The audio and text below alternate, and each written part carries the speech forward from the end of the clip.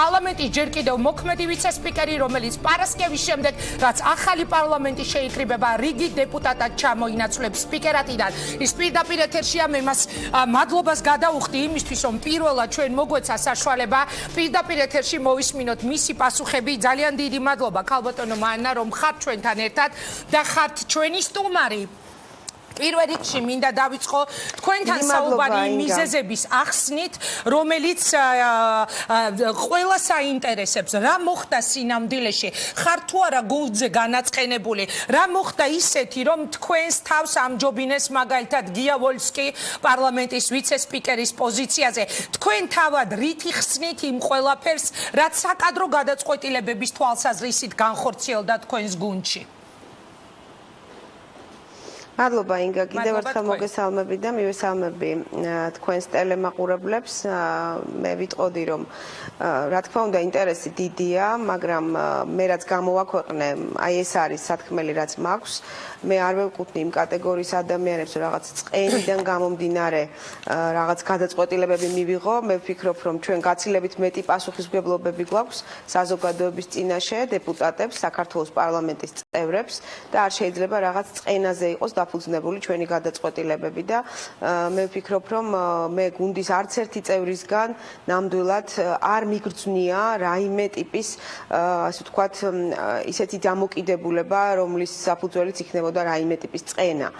პირიქით მე ყოველთვის გრძნობდი გუნდის მხარდაჭერას, თანადგომას, პატივისცემას, ჩემი გადაწყვეტილების პატივისცემას, ასე ვთქვათ, გრძნობდი მაშინაც, ახლაც და რა თქმა უნდა ეს გაგრძელდება ასე. მე არ მგონია, რომ ჩვენი პოლიტიკაში შემოსვლა განპირობებული უნდა იყოს მთავარი მიზნით, რომელსაც შეიძლება ქვიათ ამდეობების დაკავება. ეს ასე არ არის, ჩვენ გაგვაერთიანა თავის დროზე 2012 წელს ბატონმა ბიძინა ივანიშვილმა ძალიან მნიშვნელოვანი ბრძოლის დასაწყებად ერთად ეს ბრძოლა იყო აი იმ რეჟიმის, იმ უსამართლობის წინააღმდეგ, რომლის მსხვერპლიც იყო მთლიანად საზოგადოება. მე ვფიქრობ, რომ ძალიან მნიშვნელოვანი იყო მაშინ ჩვენი ერთობა და რა თქმა უნდა არანაკლებ მნიშვნელოვანია ეხლა ჩვენი ერთობა იმისთვის, რომ მთავარ გამოწვევებს უპასუხოთ, რაც არის ქვეყანაში. ლარის კურსი გნებავთ, ეკონომიკური ზრდის საკითხები, ბიუჯეტის თემები, თუნდაც ის საკითხები, რომელიც თქვენ დასვით ახლა ხო ადამიანები დააკავეს და თუ ეს დაკავება იყო იმ ვადაზე, ასე ვთქვათ, გადაჭარბებით, რაც გათვალისწინებულია, რა თქმა უნდა, კანონმა უნდა იმოქმედოს. ბევრი საკითხია, რომელიც მე ვფიქრობ, ბევრად უფრო აქტუალურია დღეს თუნდაც, ვიდრე ის რა თანამდებობას დაიკავებს კონკრეტულად ესა თუ ის პირი პარლამენტში. მე ძალიან სწორად მინდა გამიგოს საზოგადოებამ, არასოდეს არც ერთ ეტაპზე ინგა სხვადასხვა ასე ვთქვათ დროს ჩემი ასე ვთქვათ საქმიანობის არ მიბრძოლია მიზან მიმართულად არც ერთი თანამდებობის დაკავებისთვის. ყოველთვის რაღაც დრო და ვითარება, გარკვეული გარემოება განაპირობებდა იმ პოზიციას, რაზეც შეიძლება ყოფილიყავი წარდგენილი თუ დანიშნული თუ არჩეული ამა თუ იმ დროს. არასოდეს არ მიბრძოლია და დამერწმუნებით, რომ 2012 წელს, როდესაც ბატონმა ბიძინა მაშინ შეუმთავაზა პირველი ვიცე-სპიკერობა, ეს იყო ძალიან დიდი გამოწვევა ჩემთვის, ადამიანისთვის, რომელიც სრულად ახალი შესული იყო პოლიტიკაში და იმ ვითარებაში მით უმეტეს რა რეალობაც ჰქონდა მაშინ და როგორ დევნიდნენ ოპოზიციას ყველამ კარგად იცით. ეს იყო ძალიან დიდი გამოწვევა. მე ვფიქრობ, რომ ნამდვილად შევძელი თავი გამერთმია აი ამ ვითარებისთვის. რა თქმა უნდა, იდეალურები არავინ არ ვარ, შეიძლება გარკვეული ხარვეზიც იყო, რაღაცა ასე ვთქვათ არასწორი შეიძლება გადაწყვეტილებაც იყო, ვერ გეტყვით, იმიტომ რომ ყველაფრით კმაყოფილი ბუნებრივია საზოგადოება ვერ იქნებოდა, ხომ?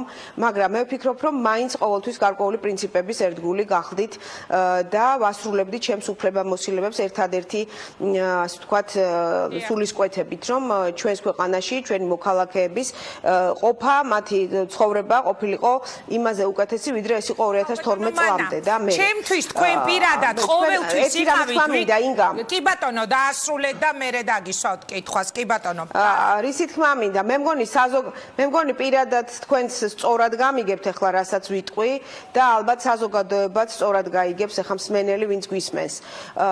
თუ მართლაც დავისახავდი ასეთ მიზანს, რომ რაღაც თანამდებობრივი კარიერული წინსვლა მქონოდა ამ პარლამენტში, დამერწმუნეთ 4 წელი საკმარისი დროა იმისთვის, თუ ძალიან მოინდომებ, თუ ძალიან იბრძოლებ ამისთვის, თუ პირდაპირ მიზან დასახულად გადადგავ ნაბიჯებს, სულ ერთი ნაბიჯი იყო ალბათ პირველი ვიცე-სპიკერობიდან პარლამენტის თავმჯდომარეობამდე და 4 წელი საკმარისი დრო იყო ამისთვის, რომ მე აი ამ მიზნისკენ მევლო. მაგრამ არ მივლია მე ამ მიზნისკენ, არ მიბრძოლია კიდევ ერთხელ ვამბობ, არავითარი თანამდებობისთვის, ისევე როგორც 2012-ში მე არ მიბრძოლია პირველი ვიცე-სპიკერობისთვის, ეს იყო გუნდის გადაწყვეტილება, რომელსაც მე პატივი ვეცი და ეხლა სად რომელ პოზიციაზე იქნება მაინა კობახიძე, მე არ მგონია რომ ეს არის ახლა მთავარი პრობლემა. პირიქით, ალბათ საზოგადოებაც ძალიან სწორად შეხედავს, რომ შეიძლება არ იყო რაღაც თანამდებობაზე კონკრეტულ დროს, მაგრამ ეს არ უნდა იწევდეს განაწყენებას, ეს არ უნდა იწევდეს ოპოზიციაში წასვლას. ხა მე რო ვიყო რაღაცით განაწყენებული, დათგუნული, რომ გრძნობდე გუნდისგან რაღაცნაირად არასწორ დამოკიდებულებებს, რა თქმა უნდა, მე თქვენ ეთერში ახლა ვიქნებოდი, მაგრამ არა როგორც ქართული ოცნების პოლიცსაბჭოს წევრი, რა თქმა უნდა, კი, მესმის თქვენ ოპოზიციაში წახვიდოდი, რომელიც ემზადება პირველი სხდომისთვის. კი ბატონო, მაგრამ ზოგადად ასეა ხო პოლიტიკაში რაღაცა განაწყენების გამო მიდიან ხოლმე ადამიანები პოლიტიკაში, სამწუხაროდ, უკაცრავად ოპოზიციაში. სამწუხაროდ და მე მინდა სწორად გამიგოთ. არავით არის წენა, ეს იყო არ ვიცი, აბსოლუტურად თითიდან გამოწოვილი. მე ვერ გეტყვით რატო ატყდა ესეთი აჟიოტაჟი და ვისარგებლებ თქვენი ეთერით და იმასაც ვიტყვი, რომ ძალიან არასწორი კამპანია იყო თუნდაც მედიისგან, მე რა თქმა უნდა თქვენ არ გულისხმობთ. აი გუში რაც მოვისმინე რამოდენიმე ეთერით, არასწორი კამპანია იყო, რომ თითქოს 10 დღე რაღაცნაირად მორატორიუმი გამოვაცხადე მედიასთან ურთიერთობაში, რომ არ ვჩდები კამერებთან, რო არ ვაკეთებ კომენტარს. ეს სრულად არასწორია. მე მინდა საზოგადოება მიცოდეს, რომ ამ 10 დღიდან 4 დღე თითქმის ვიყავი მივლინებაში, უცხოეთში გახდით ევროსაბჭოს მონიტორინგის კომიტეტის ხდომაზე, სადაც ძალიან მნიშვნელოვანი საკითხი იხილებოდა და ასევე, ალბათ 3 დღე მაინც იყო შაბათი და კვირა, 4 ალბათ. ამიტომ არ არის ეს სწორი მიდგომა. მე შეგნებულად დაველოდე, რომ პარტიას მიეღო გადაწყვეტილება საბოლოო და სწორედ მერე გამეკეთებინა განცხადება. მე არ მივეკუთვნები იმ ადამიანების კატეგორიას, რომელიც რაღაცა შიდა საუბრებს გარეთ გამოიტანს, რაღაცა მიმოწერებს და მეილებს გამოიტანს. მე ვფიქრობ, რომ არის რაღაც, რაც უნდა დარჩეს ყოველთვის გუნდის შიგნით და რა თქმა უნდა, შეიძლება გარკვეული მსჯელობა იყოს, საუბარი იყოს, შეიძლება გარკვეული ჩემი კოლეგები არ ეთანხმებოდნენ ჩემს გადაწყვეტილებას, შეიძლება ეთანხმებოდნენ, ეს დასრულდა ეს ეტაპი. მე ვფიქრობ, რომ სწორი გადაწყვეტილება მიიღო პარტიამ, საკმაოდ ეს ვთქვათ, მოტივირებული, ძალიან აქტიური ქალბატონი სოფო კილაძე წარადგინეს ამ პოზიციაზე და მე დარწმუნებული ვარ, რომ ის ნამდვილად ღირსეულად შეძლებს გაართვას თავი ამ გამოწვევას და მე მინდა მივულოცო მას, რა თქმა უნდა, მაგრამ რა თქმა უნდა, ისიც კარგია, რომ ჩემმა გუნდმა პატივისცა ჩემს არჩევანს, ჩემს გადაწყვეტილებას და საბოლოო ჯამში მას სწორად გაიგეს. ეს მე ვფიქრობ, კომენტარების ძალიან ნორმალური და აბსოლუტურად ადეკვატური გაკეთდა. თქვენ თავად ახსენეთ ეხა მეილები, მესიჯები და თქვით, რომ არ მიგაჩნიათ სწორედ, როდესაც აი ამ მეილების, მესიჯების გასაჯაროება ხდება. შესაბამისად, ბუნებრივია მე გამახსენდა ამ მომენტში, როდესაც თქვენ მესიჯები და მეილები ახსენეთ, მაგალითად, ის ცნობილი სკანდალი, რომელიც უკავშირდებოდა თბილისის საკრებულოს დამოუკიდებელ დეპუტატს ალეკო ელისაშვილს, ანგნებავთ ქრონიკა პლუსის რედაქტორს ელისო კილაძეს. რამდენადაც მე ვიცი, თქვენ გქონდათ გადაწყვეტილი, რომ მათ წინააღმდეგ სარჩეიც უნდა შეგეტანათ. ხომ არ უნდა მივაწეროთ თქვენი მხრიდან ამ კომიტეტის თავმჯდომარეობაზე უარის თქმა სწორედ იმ სკანდალებს, რომელიც გასული წლის განმავლობაში ჩვენ ვიხილეთ იგივე ალეკო ელისაშვილის მხრიდან, გნებავთ იგივე სხვა მხარეებიდან. ხომ არ იყო მთავარი მიზეზი თქვენი მხრიდან ამ კომიტეტის თავმჯდომარეობაზე უარის თქმისა სწორედ ეს სკანდალები?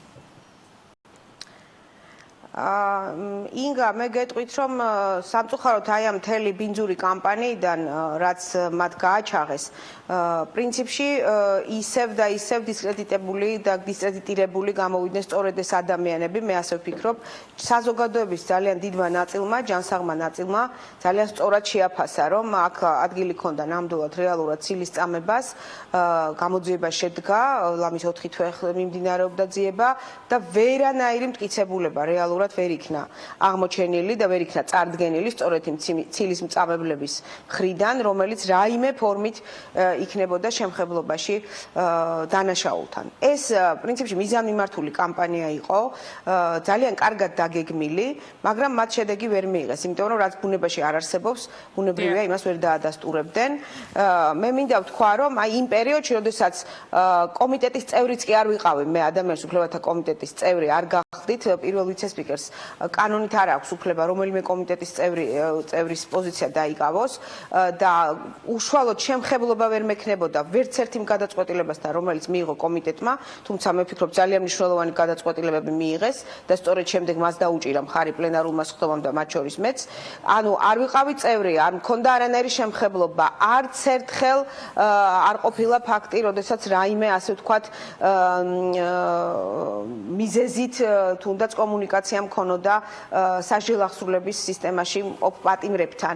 ისიც კი მოიძიეს, იყო თუ არა უსუფაშვილის მხრიდან გაცემული თანხმობები, ნებართვები ჩემს შესვლაზე ციხეში და როცა ვერაფერი ვერ იპოვეს, რუსთავი ორის ეთერში ძალიან სასაცილო სიუჟეტი დადგეს, ვიღაცას გადააფარეს თავზე და ვიღაცა გაუგებარი ადამიანი, არ ვიცი, შეიძლება მათივე ჟურნალისტი ამტკიცებდა დაჟინებით, რომ მარინა კობახიძე თურმე ღამღამობით დადის ციხეებში. ძალიან ბევრი სასაცილო რამაც მოვისმინეს, ატირალი რომ არ ყოფილიყო ეს ყველაფერი, ეს იყო ძალიან ბინძური კამპანია, ძალიან მიზანმიმართული კამპანია.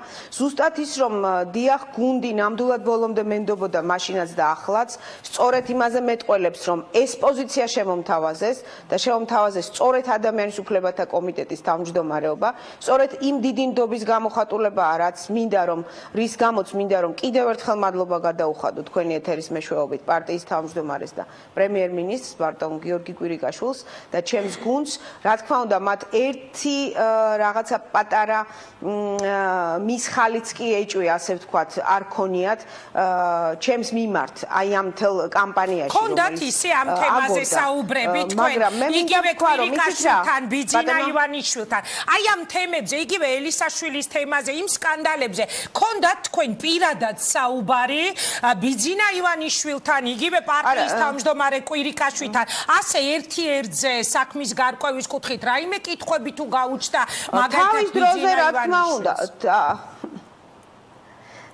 თავის დროზე, რა თქმა უნდა, როცა ეს იყო ძალიან აქტუალური, რა თქმა უნდა, მქონდა საუბარი, ბატონ ბიძინასთანაც მქონდა, არ დაგიმალავდა, ზუსტად იმიტომ, რომ სწორედ მისი დამსახურებაა ის, რომ მე პოლიტიკაში შემოვედი და მე მას გავყევი და ქართული ოცნების დაფუძნებაში მივიღე მონაწილეობა, სწორედ იმიტომ, რომ ამ ადამიანის მსჯეროდა, ვენდობოდი და ასევე, რა თქმა უნდა, მისი მხრიდან იყო ძალიან დიდი ნდობა. ამიტომ ძალიან მნიშვნელოვანი იყო ჩემთვის მათი განწყობები და თქვენ აუხსენით თუ მათი მხრიდან იყო ინტერესი მანამ აგეხსნათ მათ დაგირეკეს კითხეს რა ხდება კითხვები ქონდა თუ თქვენ თავადვე გადაწყვიტეთ რომ მათთან შეხვედრა ქონოდათ ამ თემაზე მე გამიშთა სურვილი თავის დროზე რა თქმა უნდა ეს ახლა არ ხდება როცა ხდებოდა თავის დროზე როცა ხდებოდა მაშინ გამიშთა სურვილი რომ უბრალოდ მათ არ ქონდათ არანაირი კითხვა. პირიქით, მე მინდა მადლობა გადაუხადო ყველას, პირველ რიგში ბატონ ბიძინას, ბატონ გიორგის, ყველა ჩემ თანაგუნდელს, რომელიც ამ დროს მე მამხნევებდა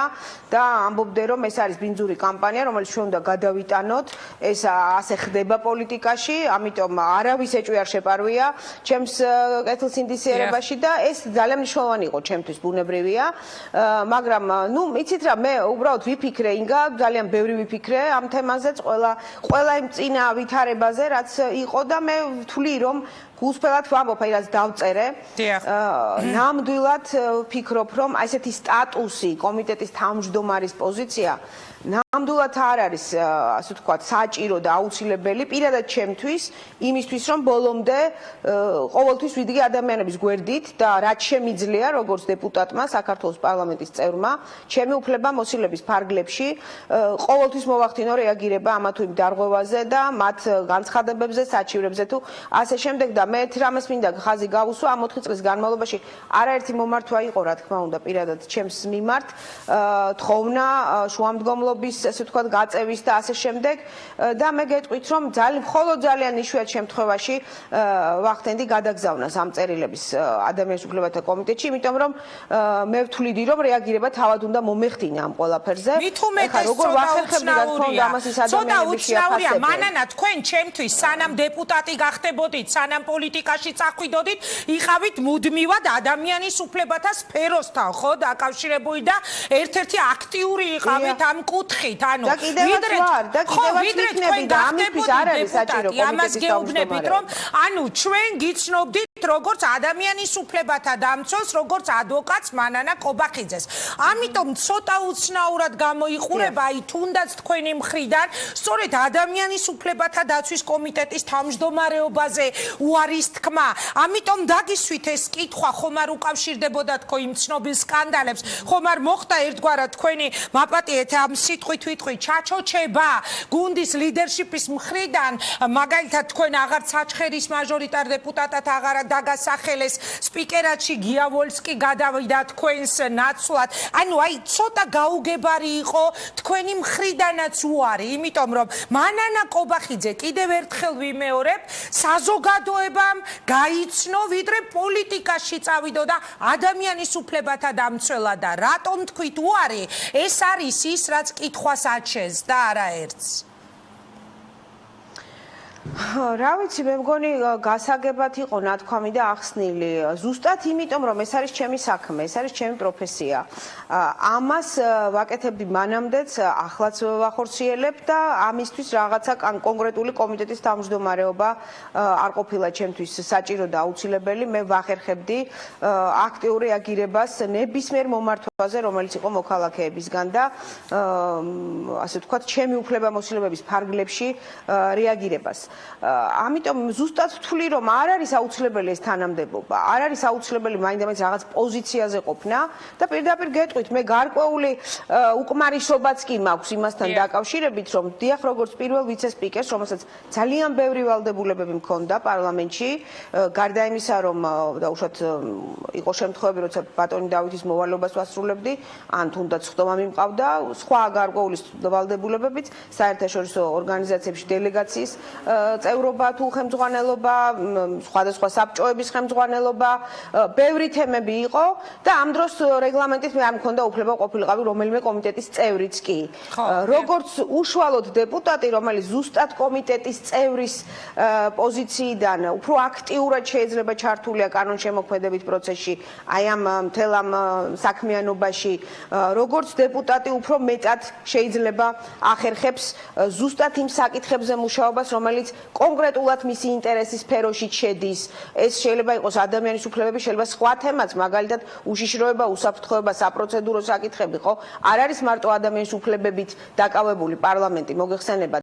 და როგორც დეპუტატს მე ვფიქრობ, აი რაღაცა ჩარჩოები თანამდებობრივი შეიძლება არც მჭირდებოდეს და ზუსტად ამას ვამბობ, რომ მეტი ასე ვთქვათ ჩართულობა მექნება ზუსტად საკომიტეტო. რა რეაქცია ქონდა გიორგი კვირიკაშვილის ან ჩემი თავის რეალიზებას ნამდვილად შევძლებ ყოველთვის. როცა თქვენ უარი უთხარით, თუ დაგიკავშირდათ მაგალითად ბიძინა ივანიშვილი თუ შეეცადა, რომ გარკვეულიყო თქვენი უარის მთავარი მიზეზი რა იყო, ან რა რეაქცია ქონდა გიორგი კვირიკაშვილს, ეს საინტერესოა, იმიტომ რომ რამდენიმე გუნდში ქონდა საუბარი. დიახ, გისმენთ.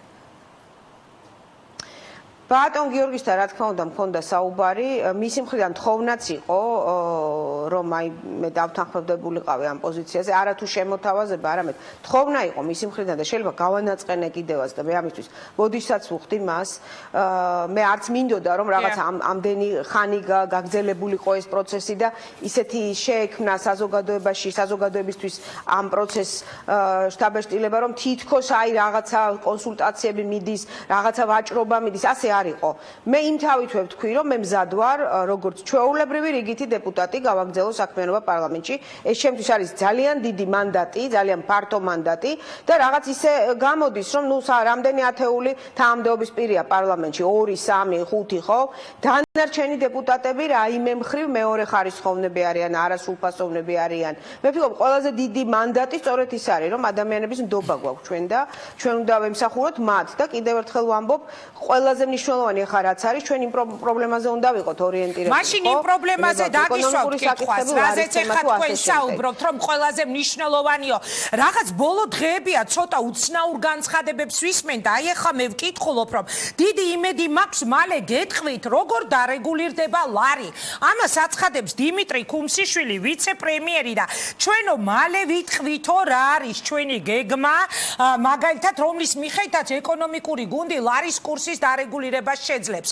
აი აქედან გამომდინარე, თუნდაც გუშინდელი განცხადებებიდან, თქვენი ჩემი გუნდის ერთ-ერთმა ახალმა წევრმა თქვა, რომ კაცო, ძალიანაც კარგიო დადებითი ეფექტი აქვს, რომ ლარი ასე დაეცავ, დაახლოებით ეხლა ცოტა მე ვუტრირებ, მაგრამ მაგალითად $1000 არც მეტი არც ნაკლები 2400 ლარიაო, ზაზახუციშვილი და ასე შემდეგ. მე კითხვა მინდა, რომ დაგისვათ, რამდენად ქმედითუნარიანი გუნდი მიიღო დღეს ჩვენი ხელისუფლების სახით საქართველოს მოსახლეობამ, რომელსაც ყავს 12%-მდე მოსახლეობისა სოციალურად დაუცველი 800,000-ზე მეტი პენსიის მიმღები ადამიანი. ამ დროს ვიცე-პრემიერი ამბობს, რომ თურმე გეგმა მალე გახდება ცნობილი. ანუ გუნდი ისე მოხვედით ხელისუფლებაში, რომ პროგნოზიც არ გაკეთებულა, რომ თქვათ ლარ შეიძლება ეს მოვიდეს, ან თუ მოუვა, გეგმა მაინც რო ყოფილიყო. აი მე ამ კითხვაზე მინდა ეხა მოვისმინო თქვენი პასუხი. ზაზახუციშვილს რაც შეეხება, როგორც ვიცი, მან გააკეთა განმარტება, რომ იქ მოხდა რაღაც არასწორი ინტერპრეტირება და მე მგონი ბოდიშიც მოიხადა. რა თქმა უნდა, ადამიანები, ვისაც მით უმეტეს ხელფასი ლარში აქვს და პენსია აქვს ლარში, მათ ნამდვილად არანაირად არ აწყობს და უშუალოდ დოლარის გაძვირება, ხო ეს და იქ იყო ნათქვამი იმის თაობაზე, რომ არ გაძვირებულაო, ასე ვთქვათ, სხვადასხვა საქონელი. მაგრამ მოსახლეობა გრძნობს იმას, რომ არის პრობლემები და მათ ჯიბეზე ეს აისახება. რა თქმა უნდა, გეგმა არის ძალიან მნიშვნელოვანი. რა თქმა უნდა, მომავალი წლის ბიუჯეტია ძალიან მნიშვნელოვანი, რომ ის დაიგეგმოს სწორად და ჩვენ რა თქმა უნდა, პირველ რიგში რასაც გავაკეთებთ, ის იქნება, რომ აი მთავრობის ადმინდობის გამოცხადების პარალელურად, რა თქმა უნდა, ჩვენ უნდა მივიღოთ სახელმწიფო ბიუჯეტის შესახებ კანონი და სწორედ იქ, რომ აუცილებლად უნდა შემცირდეს დანახარჯები, აუცილებლად უნდა მოხდეს, ასე ვთქვათ, გარკვეული ტიპის ოპტიმიზაციაც. ის რომ ხელი უნდა შეეწყოს ექსპორტს. აქ იცით პრობლემა იმაშიც არის, რომ იმპორტია გაზრდილი, ანუ გაედინება ჩვენგან დოლარი და რაც იწვევს დოლარის ფასის გაზრდას და არ არის თამხვედრაში ექსპორტის ზრდა. სტიმულირება ეკონომიკის, ასე ვთქვათ, გაჯანსაღება ეკონომიკის, ინვესტიციების მოზიდვა, კომპლექსურად უნდა შევხედოთ ამ ყველაფერს. ახლა იცით, რომ მე არა ვარ ეკონომისტი და ამიტომ არა, მე ზოგადად რამდენად მომზადებული გუნდია თქო ეს ვენდობ იმას, რომ რა თქმა უნდა, გუნდს აქვს გეგმა, რა თქმა უნდა, ქუმსიშვილი ამაზე ისაუბრებს და ეს იქნება ძალიან კონკრეტული ნაბიჯები. იცით, რომ არის ეგრეთ წოდებული მცურავი გაცვლითი კურსი, ჩვენ ამას, ასე ვთქვათ, ხელოვნურად რაღაცა ხელოვნური ჩარევებით შეიძლება კიდევ უფრო მეტი პერსპექტივაში მეტი პრობლემაც გამოიწვიოს ამან, ამიტომ ყველაფერს უნდა გათვლა, მსოფლიო ბანკთან, სავალუტო ფონდთან, რა თქმა უნდა, აქტიური კონსულტაციები და მე დარწმუნებული ვარ, რომ დაიძლევა ეს პრობლემა. ჩვენი მიზანი სწორედ ეს არის, რომ უმთავრეს პრობლემას ეკონომიკურ, ასე ვთქვათ, პრობლემებს მოვუაროთ და ეკონომიკური ზრდა ვუზრუნველყოთ ქვეყანაში, რაც ზოგადად აი ამ ვითარებას გამოასწორებს. მე ისევ მინდა მართალია თქვენ უარი თქვით კომიტეტის თავმჯდომარეობაზე, მაგრამ ადამიანის უფლებათა დამცველ მანანა კობახიძეს დაუსვა ბოლო კითხვა, რომლითაც მე უკვე გადაცემის შემდეგ სტუმრებთან უნდა გადავიდე. ეს არის გუშინ მომხდარი ფაქტი, შინაგან საქმეთა სამინისტროს სპეცოპერაცია, როცა როგორც აღმოჩნდა უდანაშაულო ადამიანები გააჩერეს, სამინისტრომ ამას დაკავება არ დაარქვა, მაგრამ გავაჩერეთო 7-8 საათის განმავლობაში იძულებითი ტესტირება გაუკეთეს, დიაგნოსტიკა, გაჩხრეკა, ნარკოტიკებზე ეჭვი და ეს ყველაფერი რაზე მეტყველებს. მე მინდა შეგახსენოთ ქალბატონო მანანა, რომ არც თუ ისე დიდი ხნის წინ შინაგან საქმეთა სამინისტროს კიდევ ერთი სკანდალი აუგორდა, ეს იყო სამწუხარო ფაქტი დემურ სტურუას თვითმკვლელობა. მე მაინტერესებს ადამიანის უფლებებზე უნდა გკითხოთ სწორედ, რას გვიპასუხებთ, ეს არ არის ადამიანის უფლებების დარღვევა, როცა 6 ქალს აჩერებენ იძულებითი დიაგნოსტიკა, ჩხრეკა, ეს რაზე მეტყველებს, შეგიძლიათ შეაფასოთ პოლიტიკურად ეს ყველაფერი? რა თქმა უნდა, აქ პოლიციის ქმედება ძალიან გავს, აი რაღაცნაირად ნემსის წვერზე სიარულს, ანუ ძალიან საფრთხის შემცველია, თუ კი გადაამეტებს პოლიცია კანონით მინიჭებულ უფლებამოსილებებს და სწორედ ის არის გასაზომი, რომ არ გადაამეტოს გადამეტება იყო ამ შემთხვევაში პროპორციული. ის კანონით თუ ჩვენ კანონს გავითვალისწინებთ, ხარ 8 საათი, ეს უკვე ნიშნავს თავისუფლების გარკვეულ წილად შეზღუდვას. მე ასე ვთვლი განხილული და რა თქმა უნდა ამ შემთხვევაში თუ მათ ყავთ ადვოკატი თუ ისინი მიმართავენ უფლებადდაცვით ორგანიზაციას, რა თქმა უნდა ისინი დაიცავენ მათ უფლებებს, თუ კი იქ დაიღვა კანონის მოთხოვნა და ნამდვილად დასტურდება რომ ეს ვადა, ასე ვთქვათ, ნამდვილად იყო გადაჭარბებული იმ ვადაზე, რაც დადგენილია, ასე ვთქვათ, კანონით, რა ვადაში შეიძლება ჩატარდეს ასეთი ტიპის ექსპერტიზები თუ კვლევები, რა თქმა უნდა, ამაზე უნდა მოხდეს რეაგირება. რა თქმა უნდა, თვითონ შინაგან საქმეთა სამინისტროს მხრიდან უნდა იყოს ძალიან მკაცრი კონტროლი, ამისთვის არსებობს გენინსპექციაც, რომ პოლიციელებმა მათი უფლებამოსილების შესრულებისას არ გადაამეტონ უფლებამოსილებას. მე ხლა ესე პირდაპირ შეფასება ალბათ არასწორიც გამომივა, იმიტომ რომ არსებობს კონკრეტული ფაქტები, კონკრეტული გარემოებები, რომელშიც უნდა ჩაიხედოს შესაბამისმა ორგანომ, შესაბამისმა პირმა თუ ადვოკატმა და თუ იქ არის კანონის დარღვევა, ბუნებრივია უნდა მოითხოვოს შესაბამისი რეაგირება